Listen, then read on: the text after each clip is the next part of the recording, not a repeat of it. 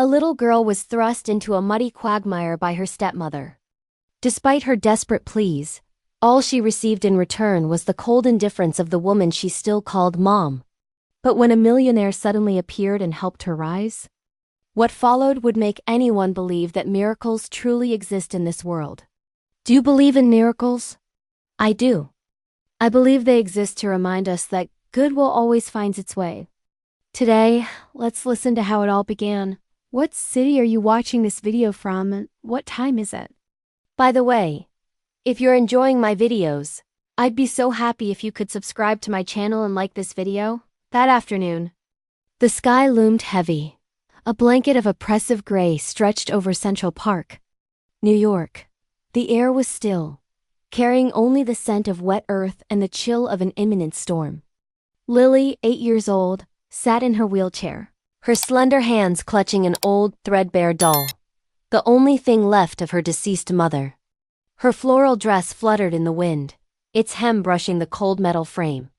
A few steps away, Brenda, her stepmother, leaned lazily against a bench, her saccharine voice contrasting sharply with her expression. Yes, I'm fine. The children are wonderful. The family is perfect. I never thought I'd be such a good mother. The words drifted into the frigid air, sounding more like a mockery than a confession. Near her, Lily's 2 younger half-brothers, Emilio and Leo, chased each other across the grass, their laughter mixing with the wind. But whenever their eyes met Lily's, there was a flicker of concern, a fragile light that Lily no longer dared to return. This family facade was about to shatter, not with a bang, but with a horrifying silence. Suddenly, a gust of wind surged. The doll slipped from Lily's hands and rolled toward the path, right where the ground turned into slick, winter-soaked mud, a remnant of the city's imperfect drainage. Lily leaned forward, trying to reach it, but the wheels only sank deeper into the soft earth. She pushed harder. The frame groaned but didn't budge. Mom? Mom, Lily whispered, her voice barely audible. The wheel is stuck. Brenda turned, glanced over her shoulder, and then looked away, as if she had only seen a broken toy. You can't do anything by yourself, she replied in a tone so tranquil it stung. You always need someone to clean up your mess. Lily bit her lip, trembling, trying again to spin the wheels. The mud only deepened, dangerously tilting the chair and Lily.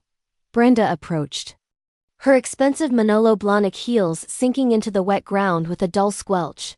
If you want to do it alone, she murmured, pressing down on the wheelchair handle. Then finish it yourself. A simple, deliberate push was enough. The slippery earth gave way, and the chair flipped. Lily gasped as she fell, her small body landing in the mud. Dirty water splashed onto her dress, her hair, her doll. Lily!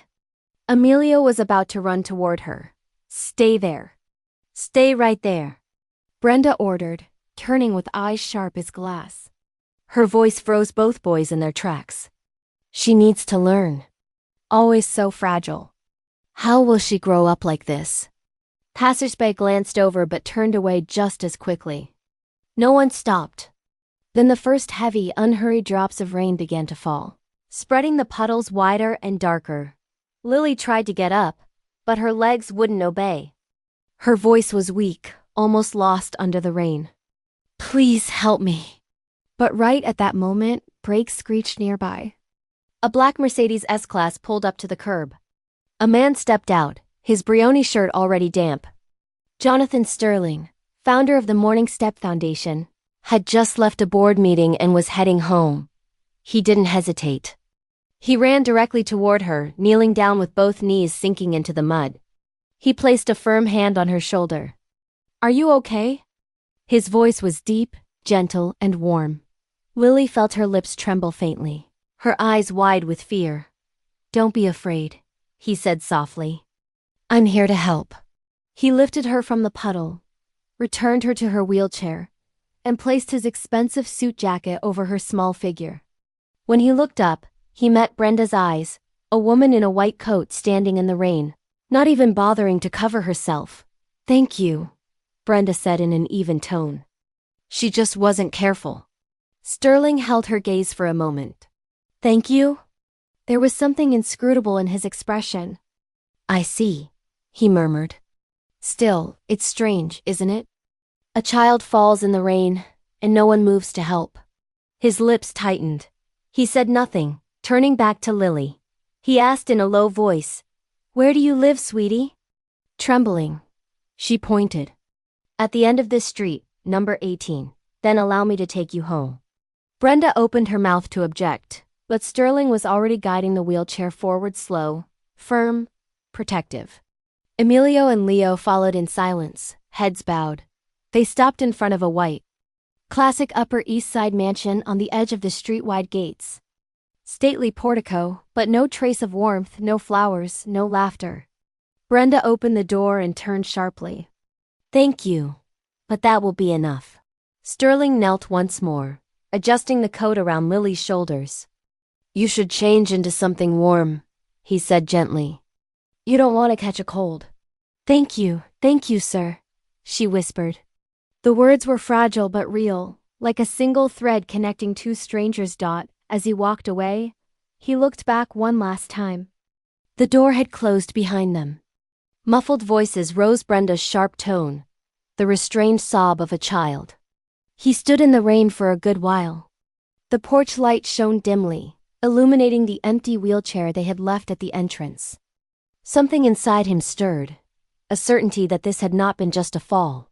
Upon reaching his car, taking off his raincoat, he murmured to himself, No one should be afraid in their own home. The rain was falling harder now, but he didn't hurry.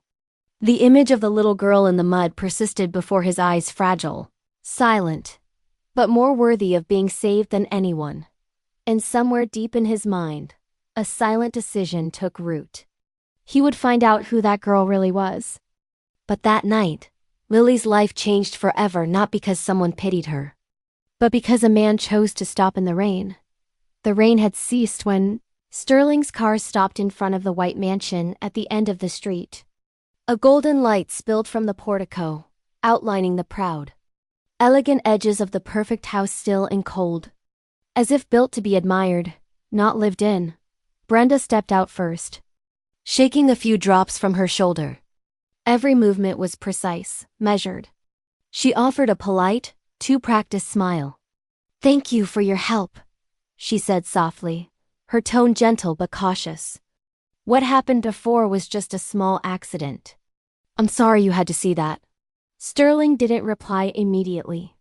He looked through the car window where little Lily was sitting, clutching a mud-stained doll, her round eyes open and bright in her silence.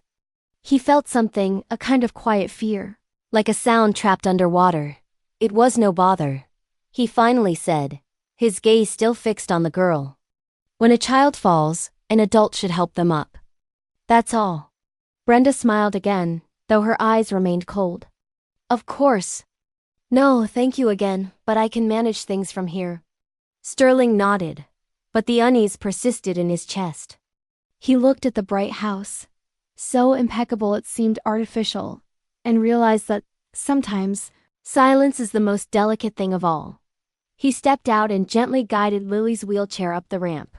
She didn't look at him, only whispered, Thank you, sir. Her voice was as weak as a breath. Yet it stopped him cold. Thank you, John. It wasn't gratitude for being helped. It was gratitude for being allowed to exist. When they reached the portico, Brenda quickly opened the door and turned around. Lily, you can handle this from here. No need to bother Mr. Sterling any further. Sterling said nothing, his eyes lingering on the girl's bowed head. You should change before you catch a cold, he murmured kindly. And take care of that doll. Lily nodded, a flash of warmth crossing her face for a brief second. The door closed forcefully. The click of the lock echoed in the grand hall. Sterling stood still for a moment before returning to his car. He had barely taken a few steps when a muffled voice reached him from within. Pressed by the thick walls, but still sharp enough to pierce the silence. If you embarrass me like that again, you won't go out again. A pause, then a trembling whisper. I'm sorry, Mother. Sterling froze. He didn't try to listen further, but the sound had already sunk deep into his chest. The night wind passed, soaking his coat again. He looked toward the second-floor window where a faint light shone. A small shadow moved behind the curtain. Lily, sitting in her wheelchair, her head tilted as if listening to something only she could hear. The darkness in that house didn't come from the absence of light. It came from what no one wanted to see. He returned to his car, opened the door, and stopped, leaning his forehead against the steering wheel. He closed his eyes. The image returned to him, the little girl in the mud, trembling, dirty, in those unshed tears, just staring silently, as if suffering had become familiar long ago. He sighed, whispering to himself, "It's not the rain she fears. It's being left alone in it." That night, Sterling couldn't sleep in his spacious Manhattan apartment. The city lights stretched across the window like unfinished roads. He sat at his desk with a cup of cold coffee beside him. On the table lay a worn leather notebook where he recorded every case the Morning Step Foundation had intervened in.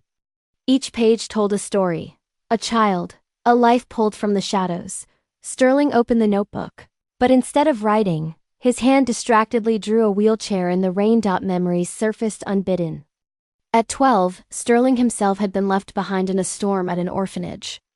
Today he remembered the iron gates slamming shut, the adults rushing for cover, none looking back.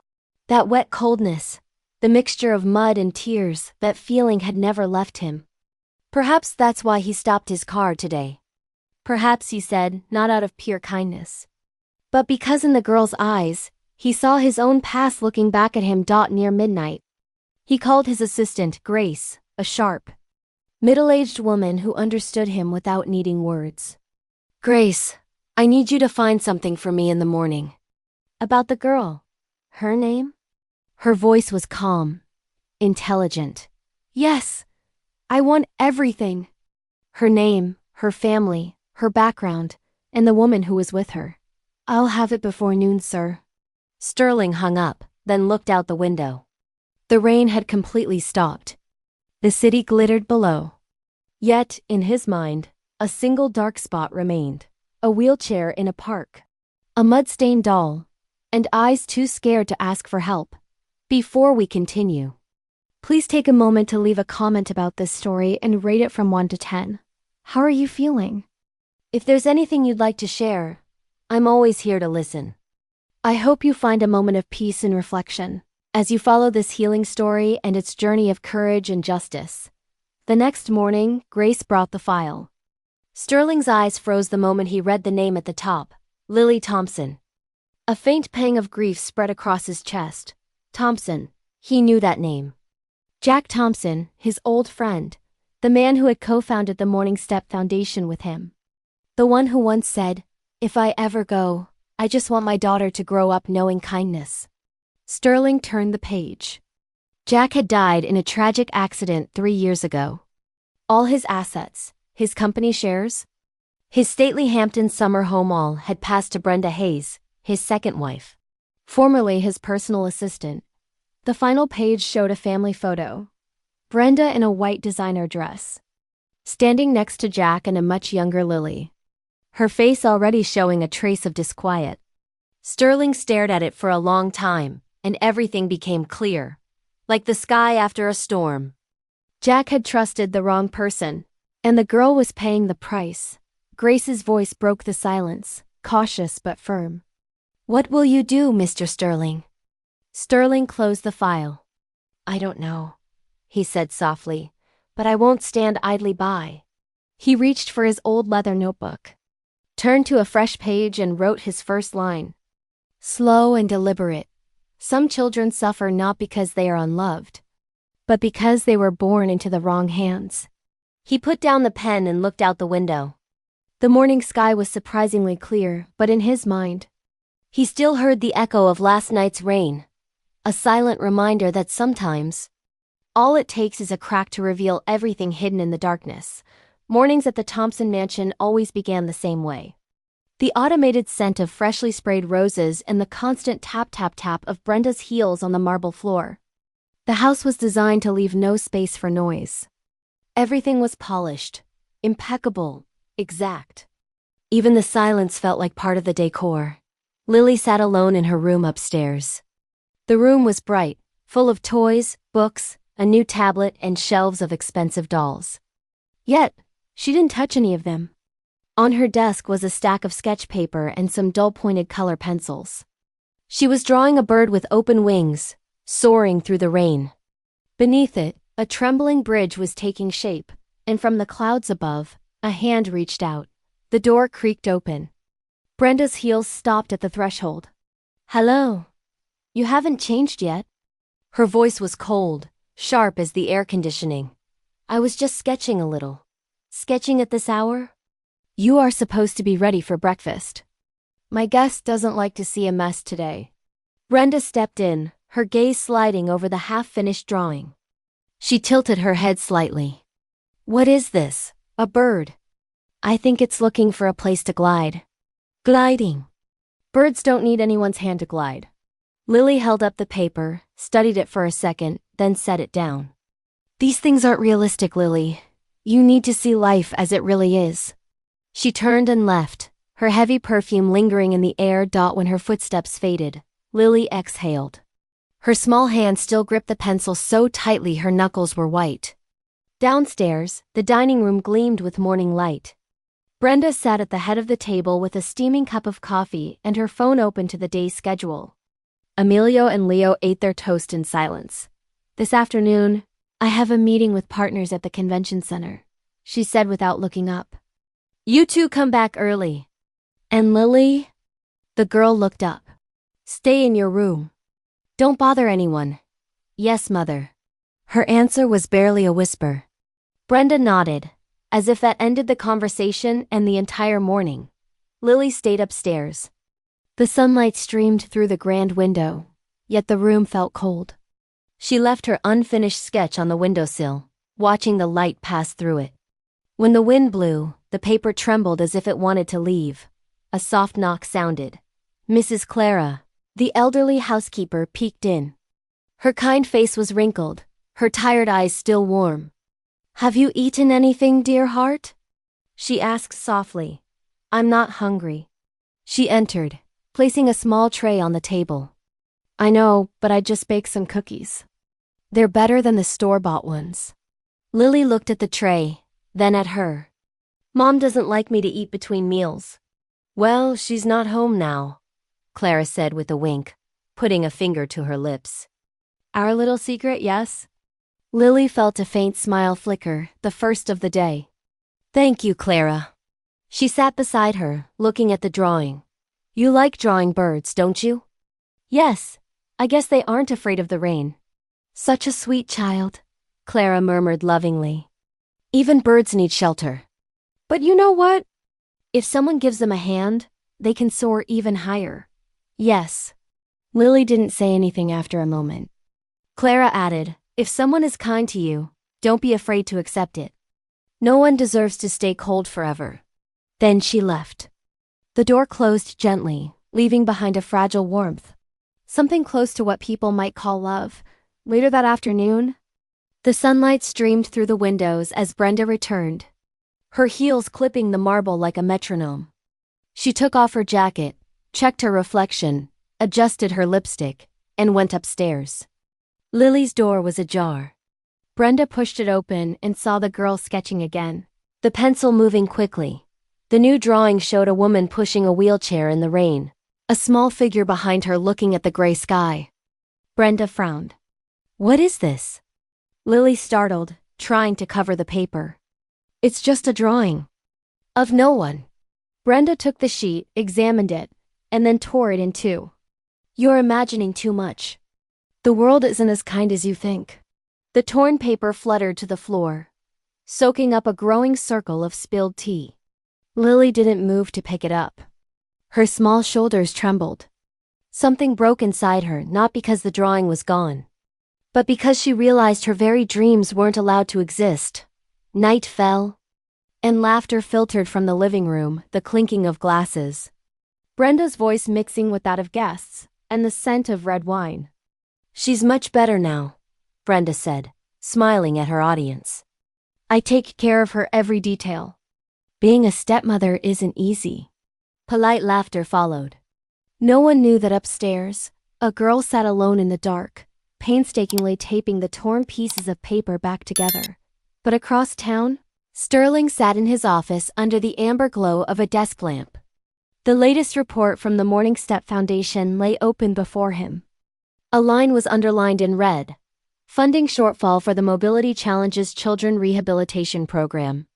Grace, his longtime assistant, asked softly, "Should we postpone the project, sir?" Sterling put down his pen, his eyes drifting toward the rain-streaked window. "No, go ahead with it. We'll start with that little girl." "Which girl?" "Lily Thompson," he said slowly. "And make sure no one knows I'm behind it." Grace nodded.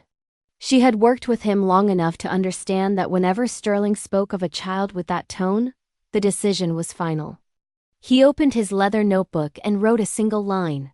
"Some walls are not built of brick, only of fear.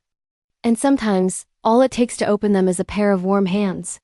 The next morning, the phone rang in the Thompsons' living room. Brenda was choosing a dress for a charity gala when the butler brought her the call. "Yes, this is she." A gentle, professional woman's voice came through. "Good morning, Mrs. Hayes. I'm calling from the Morning Step Foundation.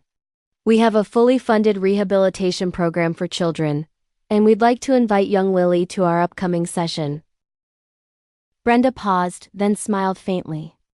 How wonderful. What a valuable opportunity for her. "Thank you. I'll make the arrangements." She hung up, turning toward the mirror, adjusting her gold necklace. She murmured under her breath, "Perfect timing. A little touch of charity. People will remember me for this." On the staircase, Lily had overheard everything. She didn't understand every word, only rehabilitation. For the first time in months, something stirred inside her, not exactly joy, but something that felt like hope. High above the city in his 17th floor office, Sterling watched the rain fall in straight, bright lines. He spoke softly to no one in particular. Sometimes, the only way to save a soul is to bring them somewhere they can finally breathe. The sunlight filtered through the trees, scattering golden rays on the shiny hood of a black SUV parked in front of the Morning Step Rehabilitation Center. A white sign glowed with elegant gold letters, and beneath it, a small phrase read, "Every step begins with a little hope." Brenda adjusted her hair in the rearview mirror, applied a faint coat of lipstick, and then turned to the back seat. Lily sat silently, her hands folded in her lap, clutching a worn plush doll between her knees. "Remember this," Brenda said softly, though her tone held a touch of stiffness. "You are here to learn to be independent. Don't give anyone a reason to worry about you." Lily's small fingers squeezed the doll until the fabric wrinkled. The car door opened, and sunlight poured in, forcing her to squint. The scent of jasmine drifted on the garden breeze. A group of children played hide-and-seek on the lawn, some running freely, others with braces or wheelchairs like hers. But their faces glowed as if the sunshine lived in their eyes. Nearby, parents watched, arms open, ready to support their children if they stumbled. Lily watched, her chest tightening. Beside her, Brenda placed a hand on her shoulder, not to comfort, but to keep her posture straight as people passed. Inside the lobby, a staff member greeted them with a warm smile. "Welcome to Morning Step." "She must be Lily." "Yes," Brenda replied quickly. "We're here through the sponsorship program. She needs to learn to be more self-sufficient. She can't just sit still forever." Brenda offered the polished smile of a perfect mother. The staff member bowed slightly and led them to therapy room 3. The room was filled with clear sunlight. Pale yellow walls, wide open windows, soft therapy balls, parallel bars, and wheelchairs neatly folded in the corner. Dr. Claire Thompson, the physiotherapist, was waiting. Around 50 with silver streaks in her hair. Her eyes were gentle, like the warmth of a winter sun. "Hello, Lily," she said, kneeling to look the girl in the eye. "I'm Claire. Starting today, we'll be friends, okay?" "Yes." Lily pressed her lips together, looking away. "It's okay," Claire said kindly. "You don't have to rush." Just believe that you deserve to feel strong again. She took Lily's hand, warm, firm, and patient. For the first time in months, Lily felt someone touch her with true tenderness. From the hallway upstairs, Jonathan Sterling stood still, impeccably dressed in a white shirt, holding a slim folder. He watched the scene below through the glass window. It pulled at his heart. A little girl in a blue dress, sweat beading on her forehead, biting her lip as she struggled to lift her fragile leg from the floor. Every movement was a battle, yet she never complained. And when her legs trembled, she held tighter to the bar, her eyes fixed forward. Afraid that if she looked away, her courage might vanish. Sterling stood motionless, listening to the faint sound of her uneven breathing through the speaker. In that moment, he understood better than ever the words he had once written. There is no greater suffering than learning to move again while others wish you'd never stand up. Meanwhile, Brenda sat in the corner, checking her phone, bored. When it rang, she stepped out into the hallway to answer. I told you the foundation wants a charity image, right? So give it to them. The girl is just a tool anyway. God, raising someone who isn't yours is exhausting. A passing staff member overheard, biting her lip as her expression darkened. After Brenda left, she went upstairs quickly and knocked on Sterling's office door. Mr. Sterling, she said in a low voice. I think you need to hear this. The afternoon sunlight poured through the glass windows, turning the floor golden like honey. Inside, Lily continued lifting her leg with a trembling effort. Claire knelt beside her, stabilizing her knee. Slow and inhale, Lily. Every time you lift your leg, that's progress, even if it's just an inch. Lily felt sweat trickling down her neck. Good job, Lily, but I'm not sure I can do it. It's okay. None of us are sure. What matters is that you didn't give up. Lily gave a tired but radiant smile. Claire's eyes softened. She thought of an old friend, Jack Thompson, who once said the weakest children often have the strongest hearts. She never imagined she would meet his daughter today. So fragile, yet so brave. When the session ended, Lily's wheelchair got stuck between the threshold and the curb. She tried to push but couldn't budge it. Allow me, Brenda began, her tone cold, but her phone rang again. I'll be at the party. Don't worry, she said, walking away. Lily looked around. The courtyard was empty except for the rustle of leaves. She tried again to no avail. Helplessness swelled in her chest like rising water. Need a hand? A calm, warm voice came from behind. Lily turned. A man was crouching beside her, holding the frame of the wheelchair. His eyes were deep and kind eyes she remembered from that rainy day. You, she murmured. He smiled. Seems we meet again. He gave a gentle push, freeing the wheels from the step. Lily smiled, the sunlight glinting in her brown eyes. I remember. You got all wet that day. He chuckled. It doesn't matter. What matters is that you're well. From a distance, Claire watched and smiled faintly. She knew. Sometimes, destiny doesn't arrive through miracles, but simply through two souls noticing each other at the right moment. Brenda returned, hanging up, her voice energetic. Come on, Lily. Don't keep people waiting. Sterling nodded courteously. Good to see both of you again. Brenda froze, recognizing him as the man from the park. Oh, you. The one who saw her fall. I'm just here by coincidence, she forced a smile. What a coincidence indeed. Sterling only gave a silent assent. He leaned back, watching the wheelchair roll away through the iron fence, their shadows lengthening over the red brick path. That night, in his quiet study, Sterling opened his leather notebook and wrote. The pen paused for a long time before he wrote. That little girl doesn't need pity. She needs to be seen as human. In the morning light, there are steps yet incomplete, but full of courage. That is what we call a morning step. Outside, the night sky was clear. The moonlight shone over the quiet lake. Somewhere, in a small room in the Thompson house, Lily sat by the window, holding her latest drawing. A man pushing a wheelchair under the sun, with white birds gliding above. She didn't know that the man in her drawing was, at that very moment, silently adding her name to a new project proposal. And thus, a real light began to rise from the very name she was learning to pronounce. Morning Step. Mornings at Morning Step felt as soft as the breath of spring.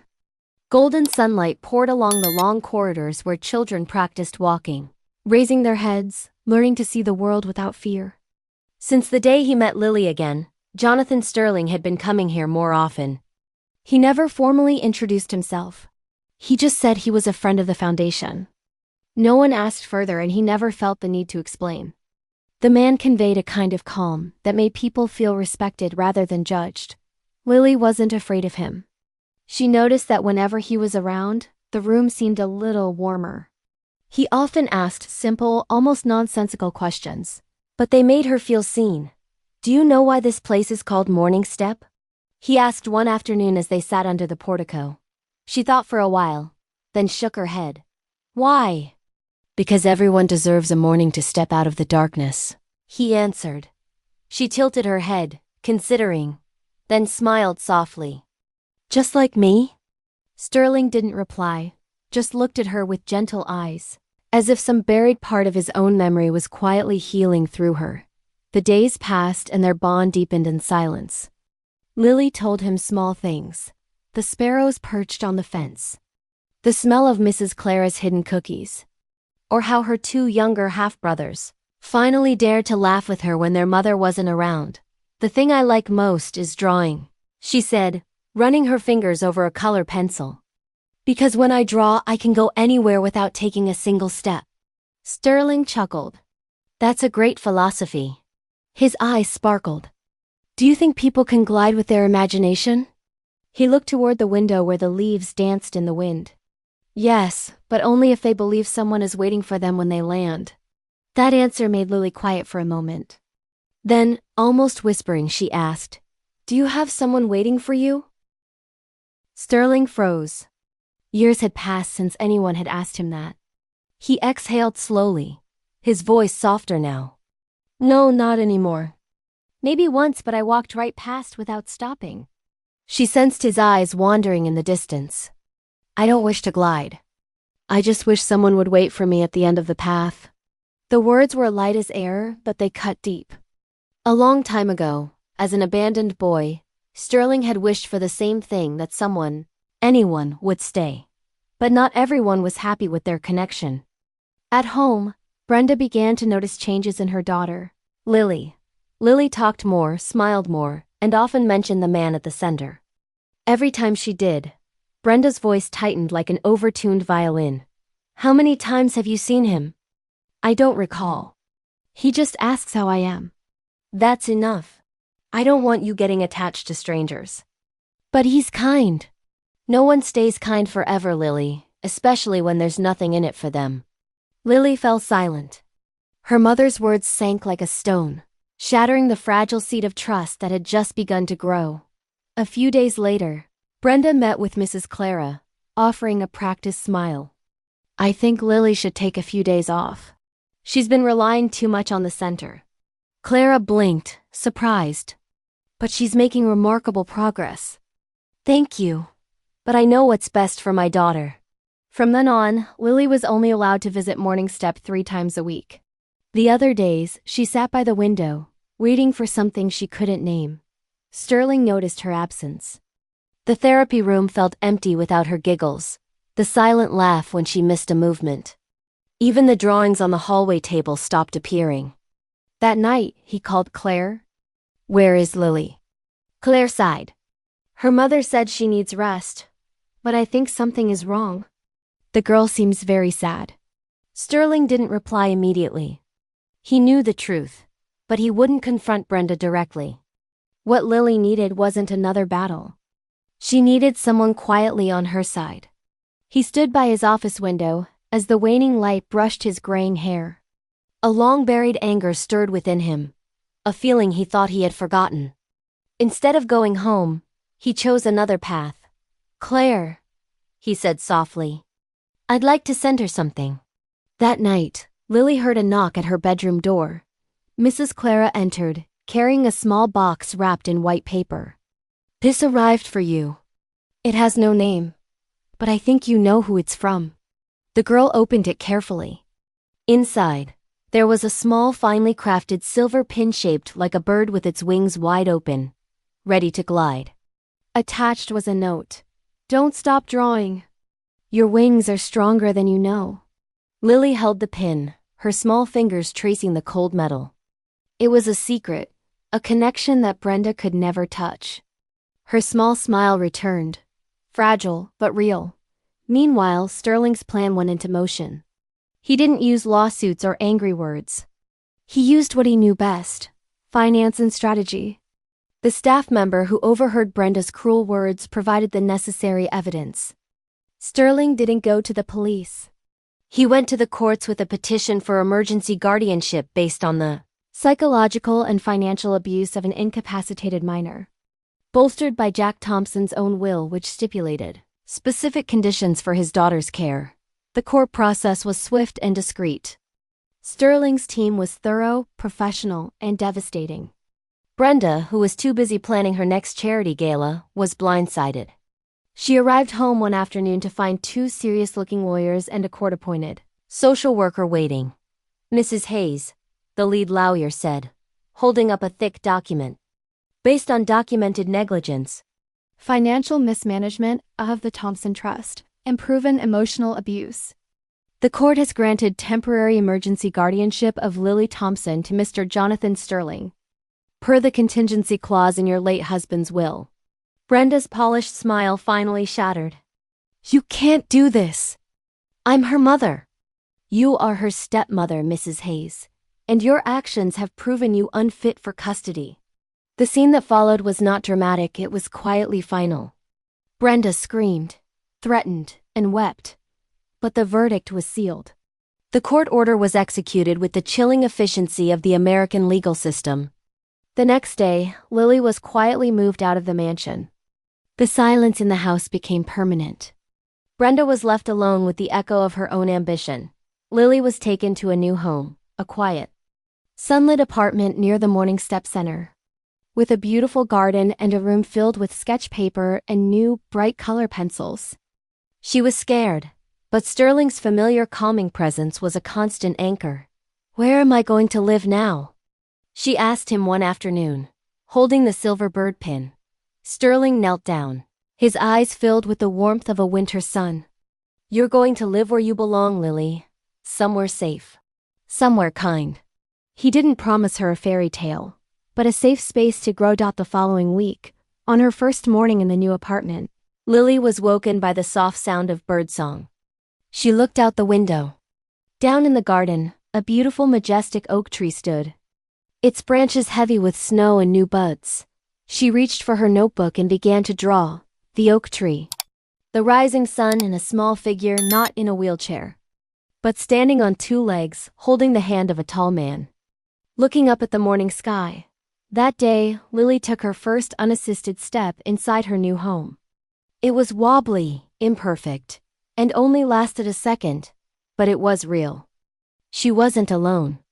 The path she walked was now illuminated by the gentle light of the morning step. She smiled, pinned the silver bird to her sweater, and walked toward the light.